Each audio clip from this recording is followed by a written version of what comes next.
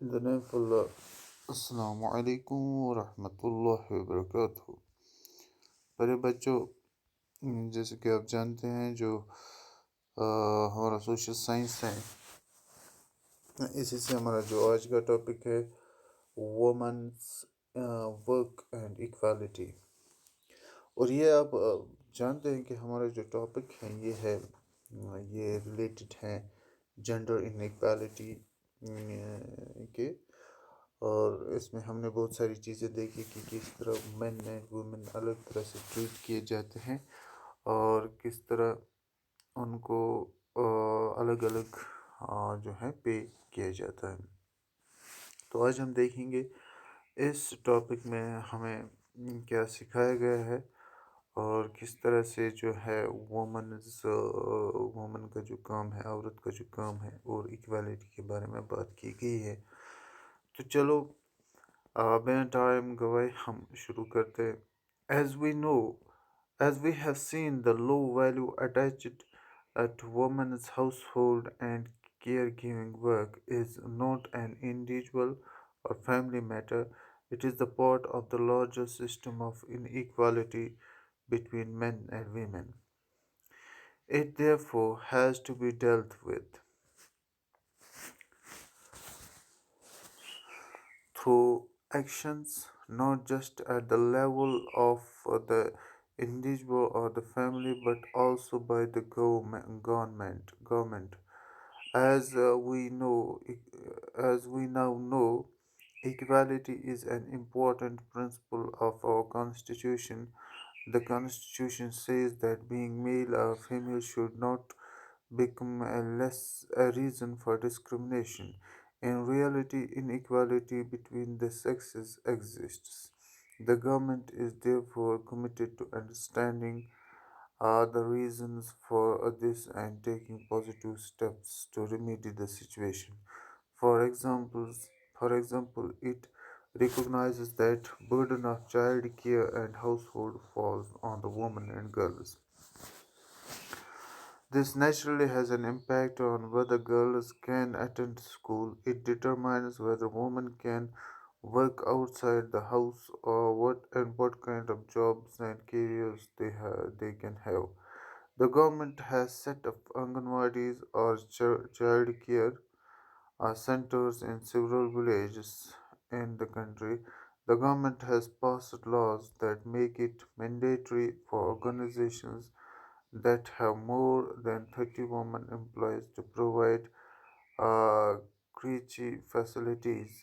The provision of creche helps many women to take up employment outside the uh, home. It makes possible it also makes it possible for more girls to attend school.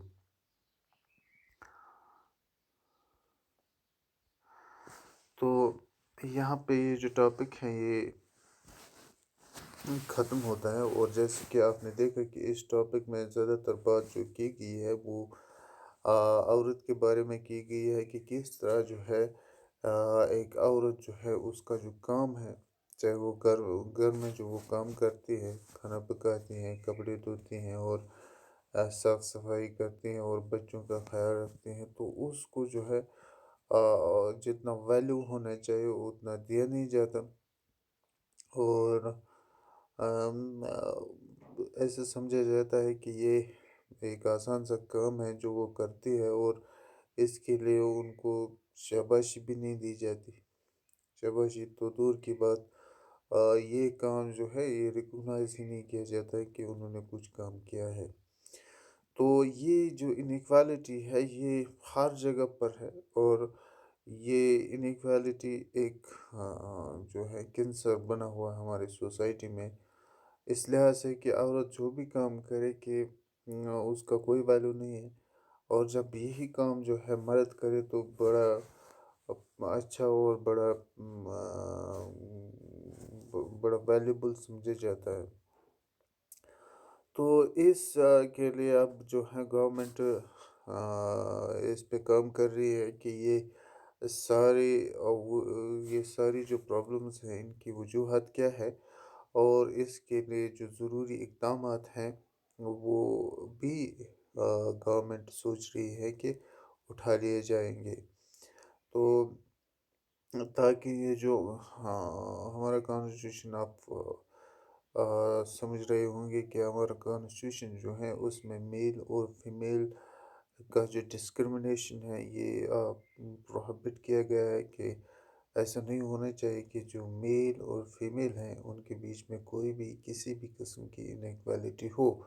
اور اب government کو یہ سمجھنا ضروری ہے کہ اس کی وجوہات کیا ہے، اور اس کے بارے میں پازیٹیو سٹیپس لیے جائیں، تاکہ یہ جو پرابلم ہے ہماری سوسائٹی میں یہ دور ہو جائے، اور وومن جو ہے وہ اچھی طرح سے عزت کی زندگی گزار سکے۔ اسی طرح آپ نے دیکھا ہوگا کہ بہت سارے ایسے اسکولز جو ہے ایسے انسٹیٹیوٹس ہیں جن میں بہت چھوٹے بچے بھیجے جاتے ہیں، اور وہاں پہ جو ہے عورتیں زیادہ تر کام کرتے ہیں، کیونکہ چائلڈ کیئر جو ہے عورتیں سب سے زیادہ کر سکتی ہیں، اچھی طرح کر سکتے ہیں مردوں کو۔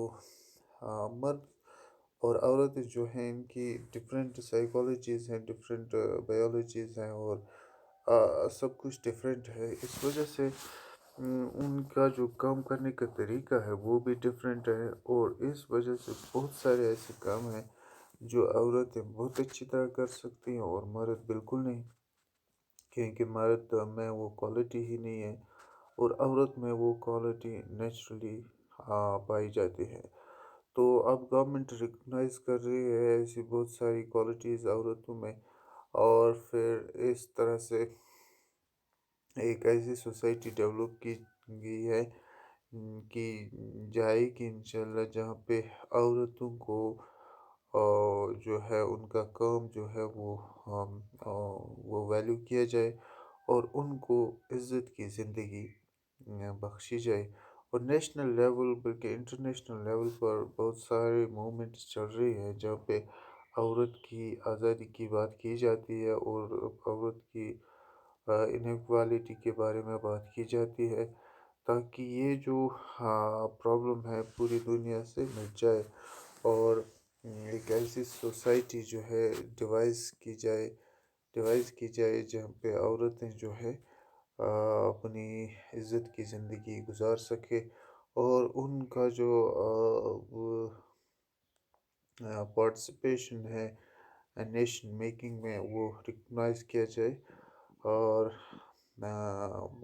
اب یہ انیکوالٹی جو ہے اور دنوں تک اور زیادہ وقت تک ان کو پریشان نہ کرے۔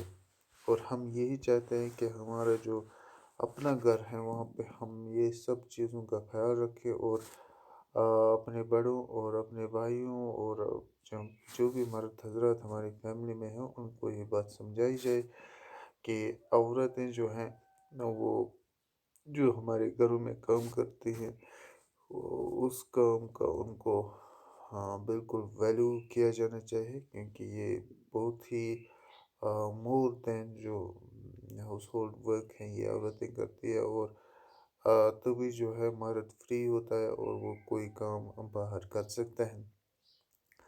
اور مجھے لگتا ہے so far as me is concern, مجھے لگتا ہے زیادہ تر جو کام ہے وہ عورتیں کرتی ہیں، اور ایسا کام کرتی ہیں کہ مرد کبھی نہیں کر پائے گا۔ تو میری نظر میں عورت ایک ایسی ہائٹ پر پہنچی ہے جہاں پہ اس کو عزت کرنا اب ضروری بن گیا ہے، کیونکہ یہ کام اگر عورت نے چھوڑ دیا تو پھر مرد کی خیر نہیں، مرد عورت کے بغیر سوسائٹی میں رہ ہی نہیں سکتا، اور جو ہے اس کا جو فری ٹائم جو مرد کو ملتا ہے یہ صرف عورت کی وجہ سے ہے۔ اور میں اللہ تعالیٰ سے دعا کرتا ہوں کہ سب مرد حضرات یہ سمجھ لیں کہ عورت کی اہمیت ہماری زندگیوں میں کتنی ہے، اور ہمیں کس طرح سے ان کے ساتھ پیش آنا چاہیے۔ انشاءاللہ کل ہم اس کے ریلیٹڈ جو ایکسرسائز ہیں کوسچنز ہیں ان پہ بات کریں گے، اور ہم دیکھیں گے کہ ہمیں کتنا سمجھ آیا ہے آج تک، اور پھر انشاءاللہ آگے دوسرا چیپٹر جو ہے وہ شروع کریں گے. خدا حافظ.